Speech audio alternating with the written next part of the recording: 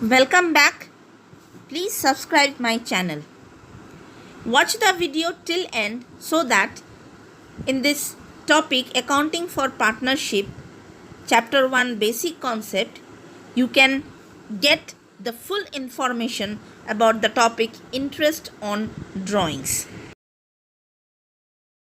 Dear students, today in this video I would like to discuss with you the topic interest on drawings, and here we will discuss if drawings is made monthly or quarterly. So let me write the heading. You please take down the heading, that is interest on drawings. And our topic of discussion is that if drawings is made by the partners monthly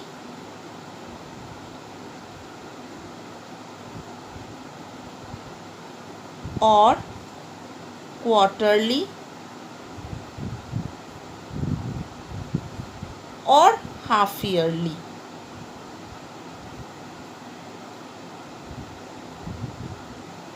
So we have three cases. If they withdraw monthly or quarterly or half yearly. Okay, then what method we will follow? What formula shall we apply? Now here, when we are following this part, when we are taking up this method of calculation, the formula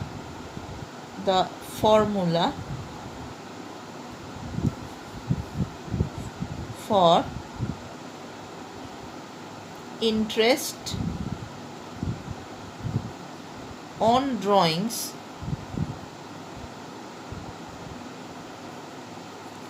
equals to amount drawn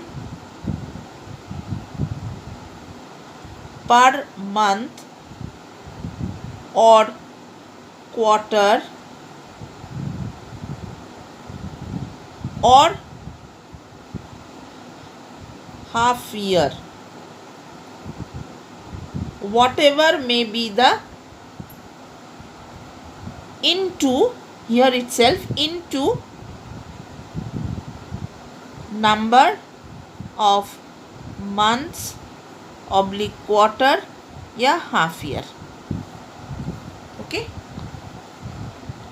in this total is your amount drawn for the particular year into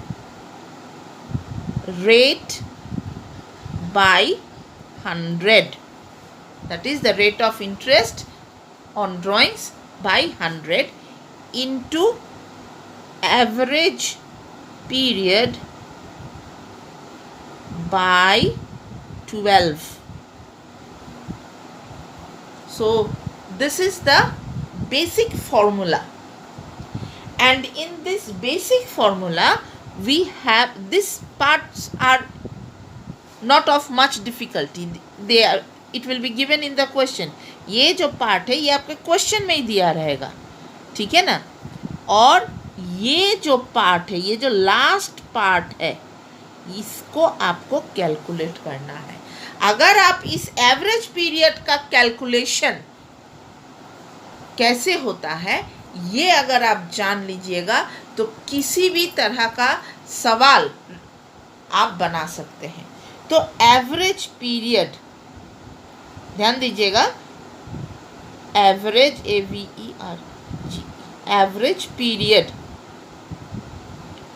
average period निकालने के लिए जो formula हम apply करते हैं वो ये है कि number of months after first drawings, ठीक है, उसके साथ add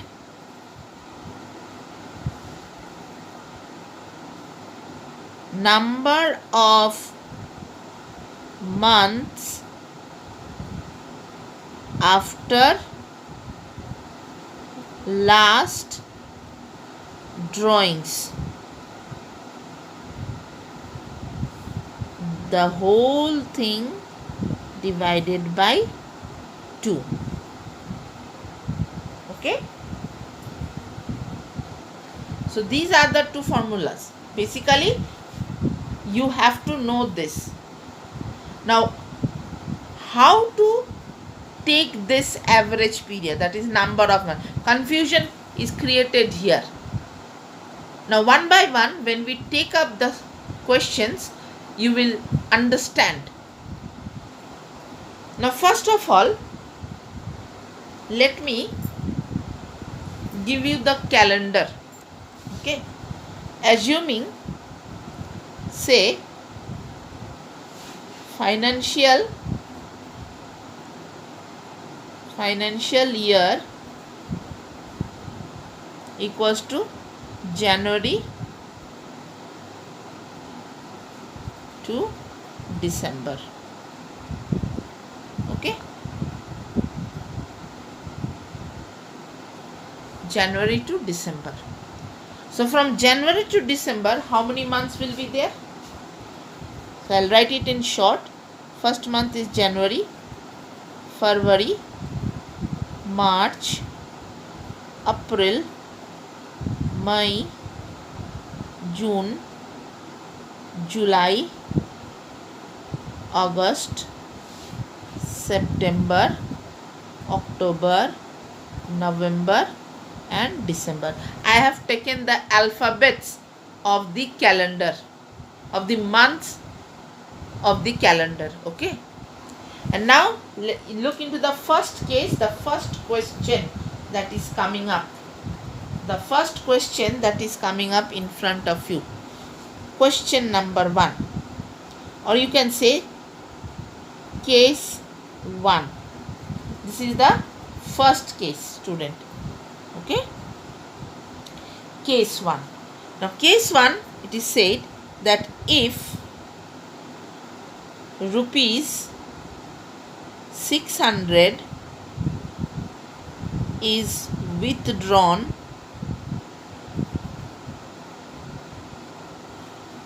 on the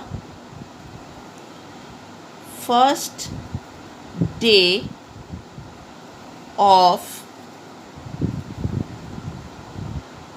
every month throughout the year,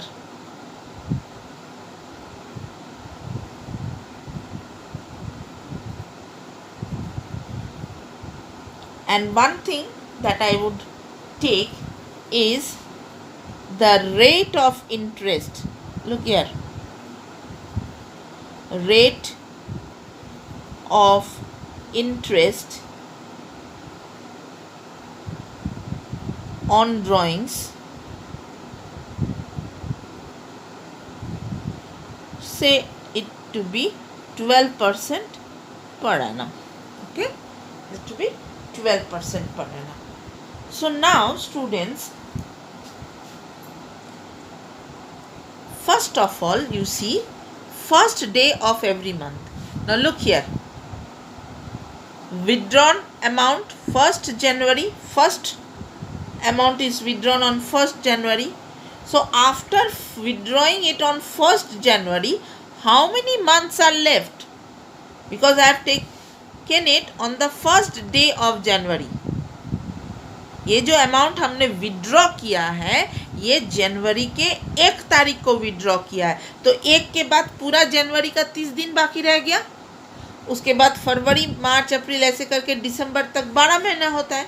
तो अब देखिए एवरेज पीरियड कैसे निकालेंगे इस केस में। Average period equals to, formula क्या है, number of months after first drawing. तो फर्स्ट ड्राइंग के बाद जनवरी से ही लेंगे, 1 तारीख को जो लिया है तो बाकी जनवरी बचा रह गया, तो जनवरी से दिसंबर तक 12 महीना प्लस, अब लास्ट ड्राइंग कब लिया, दिसंबर 1 तारीख को। तो दिसंबर 1 तारीख के बाद बाकी का तो 30 दिन दिसंबर का बाकी रह गया, मतलब 1 महीना, ठीक है, और डिवाइडेड बाई 2, तो 13/2 इक्वल्स टू 6.5 मंथ्स। अब इंटरेस्ट ऑन ड्राइंग्स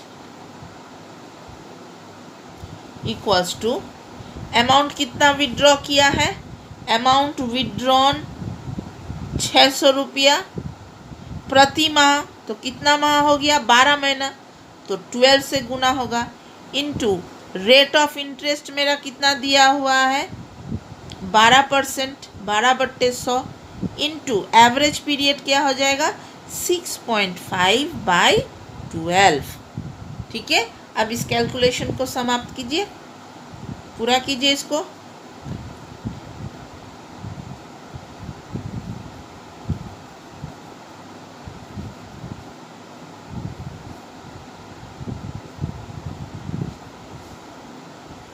इसको अगर पूरा करते हैं, अच्छा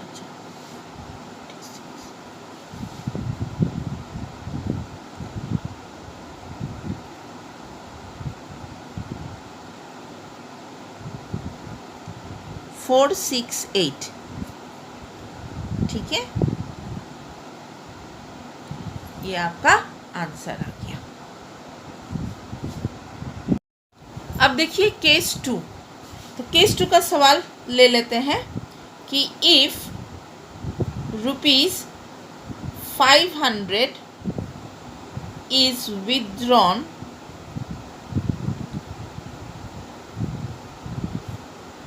on the last day of every month throughout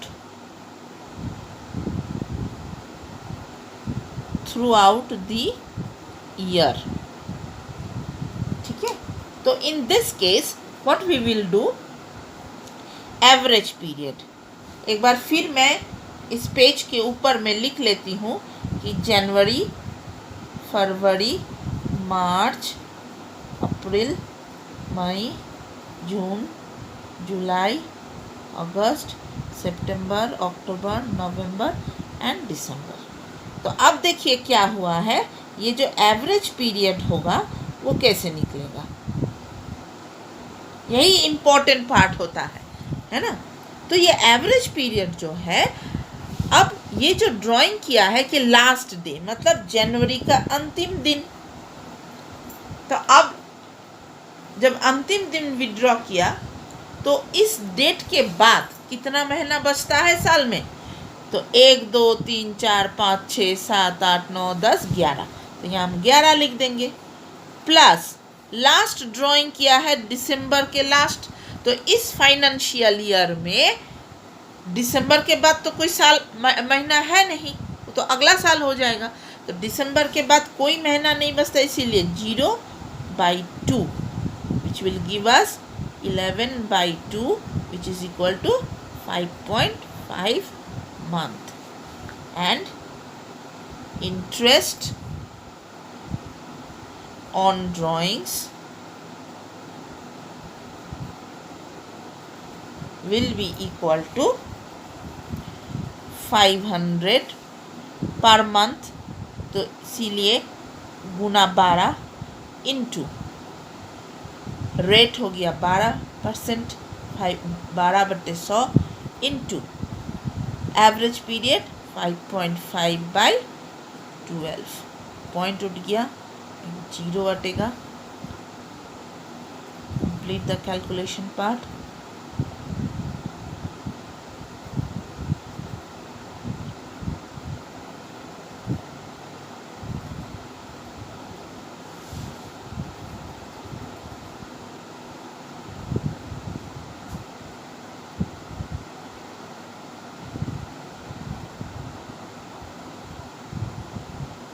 ठीक है, 5 6 30, तो 11 0 0, 11 6 33, हाँ ठीक है. So this is your answer. Okay. Now third case, case 3. Case 3 में क्या कह रहा है कि इफ ₹500, आप कोई भी अमाउंट लिख सकते हो, कोई भी अमाउंट हो, लेकिन तरीका यही है, ठीक है. तो इफ ₹500 इज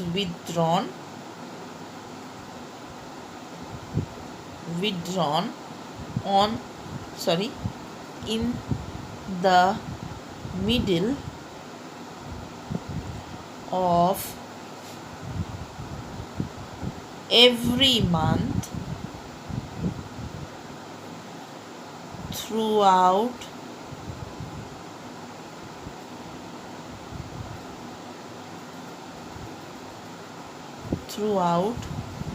the year. तो अब देखिए बीच वाला महीना, मतलब एकदम 15 को लिया है, तो इस तरफ 15 दिन बचाता है, उस तरफ 15 दिन बच जाता है. तो एवरेज पीरियड जनवरी 15 तारीख के बाद कितना महीना बचता है? जनवरी का 15 दिन प्लस और 11 महीना, तो 11.5 मंथ्स बचता है. और दिसंबर का जब हम 15 को लेते तो उसके बाद 15 दिन बच जाता है, मतलब 0.5. इन दोनों को जोड़ते हैं तो हो जाता है 12/2 = 6 मंथ. ठीक है, तो therefore interest on drawings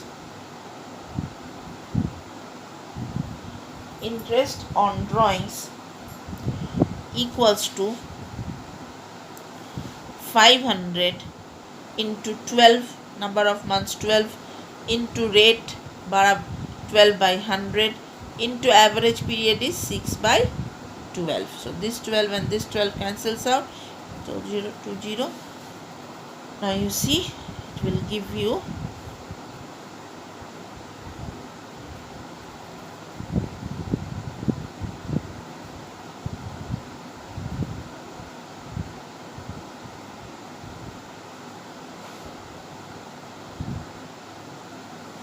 360. So this is the 3 case. Okay, and now let us come to the 4th case, case 4. Okay, case 4.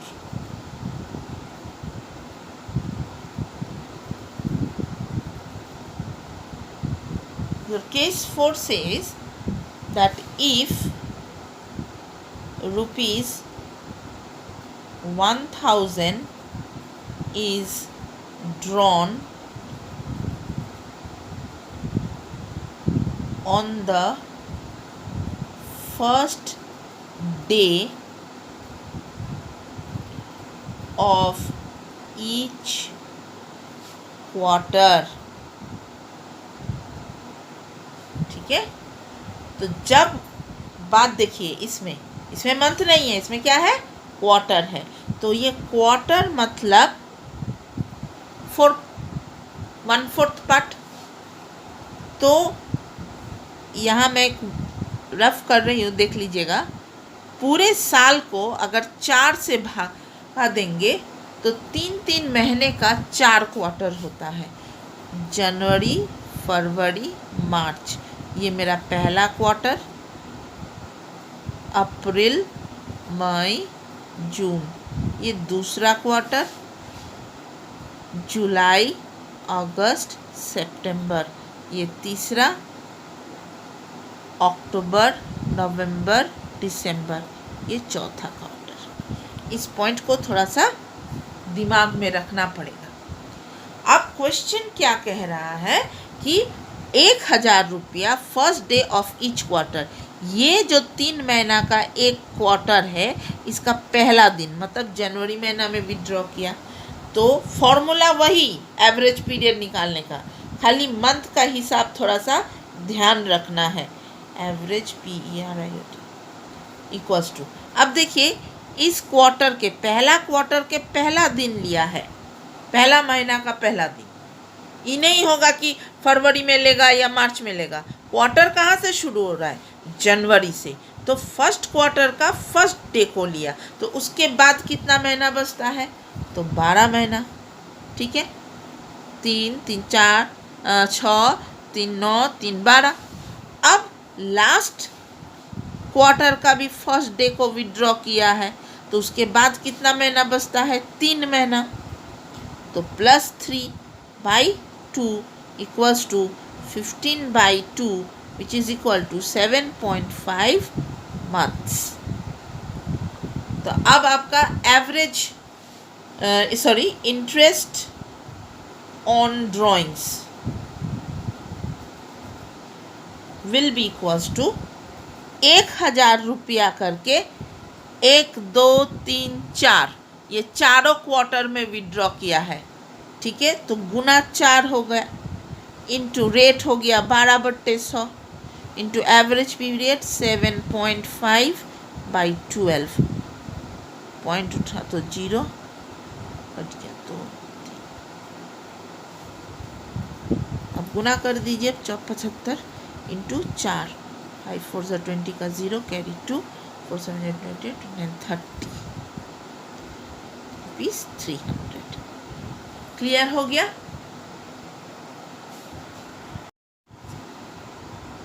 तो दोस्तों देखिए, ये अभी हम लोग केस 5 ले रहे हैं।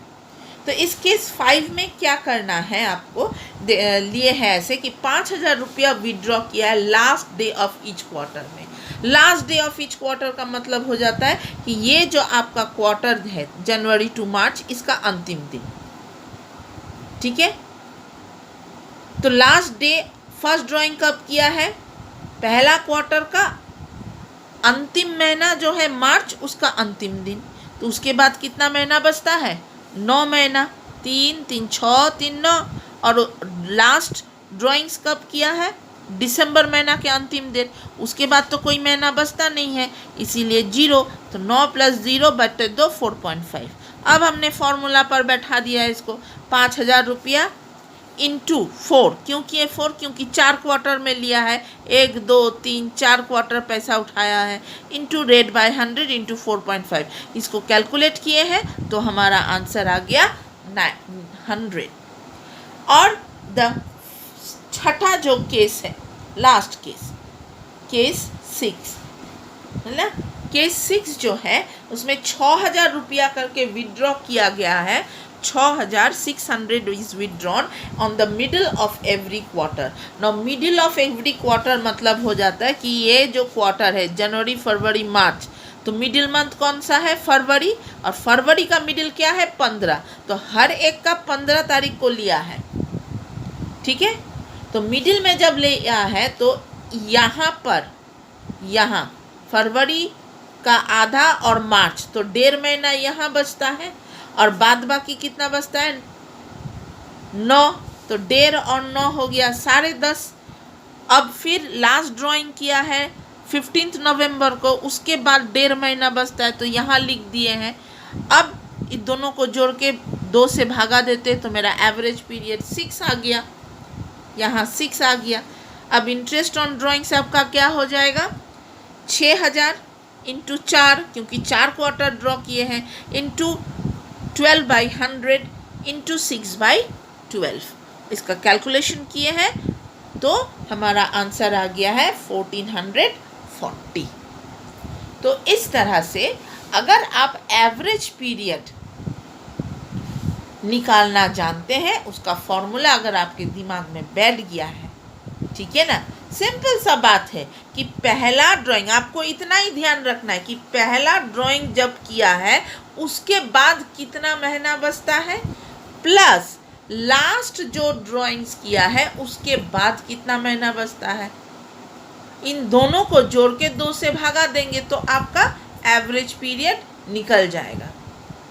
आशा रख रहे हैं कि ये वीडियो जो अभी आपके सामने आए हैं तो वो आप देखिए बढ़िया से, उसको प्रैक्टिस कीजिए बढ़िया से सवाल, ठीक है। आप अपने से भी सवाल ले सकते हैं, कोई भी अमाउंट देके आप सवाल ले सकते हैं। जितना प्रैक्टिस कीजिएगा उतना आपका पॉलिश्ड हाथ हो जाएगा, दिमाग खुल जाएगा, ठीक है ना। And thank you.